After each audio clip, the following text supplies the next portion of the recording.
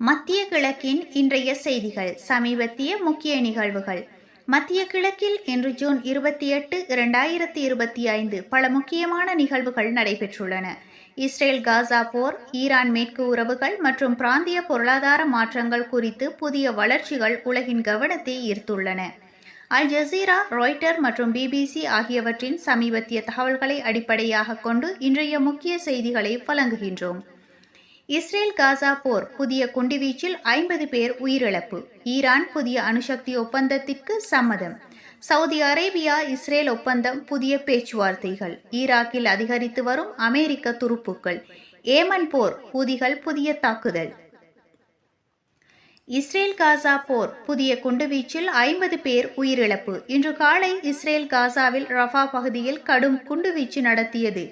இதில் குறைந்தது 50 பேர் உயிரிழந்தனர். ஹமாஸ் இதை போர்க்குற்றம் என்று குற்றம் சாட்டியுள்ளது. உலக சுகாதார அமைப்பு நெருக்கடி உதவிகளை துரிதப்படுத்துமாறு அழைப்பு விடுத்துள்ளது. ஈரான் புதிய அணுசக்தி ஒப்பந்தத்திற்கு சம்மதம். ஈரான் இன்று மேற்கு நாடுகளுடன் புதிய அணுசக்தி ஒப்பந்தத்தில் கையெழுத்திட தயாராக உள்ளதாக அறிவித்தது. இதன்படி ஈரான் யுரேனியம் செறிவூட்டலை குறைக்கும், அதற்கு பதிலாக பொருளாதார தடைகளை நீக்கப்படும் என்று எதிர்பார்க்கப்படுகின்றது. சவுதி அரேபியா இஸ்ரேல் ஒப்பந்தம், புதிய பேச்சுவார்த்தைகள். சவுதி அரேபியா மற்றும் இஸ்ரேல் இடையே இன்று புதிய இரகசிய பேச்சுவார்த்தைகள் நடைபெற்றதாக தகவல்கள் வெளியாகியுள்ளன. இந்த ஒப்பந்தம் மத்திய கிழக்கில் அமைதியை உறுதிப்படுத்தும் என்று எதிர்பார்க்கப்படுகின்றது.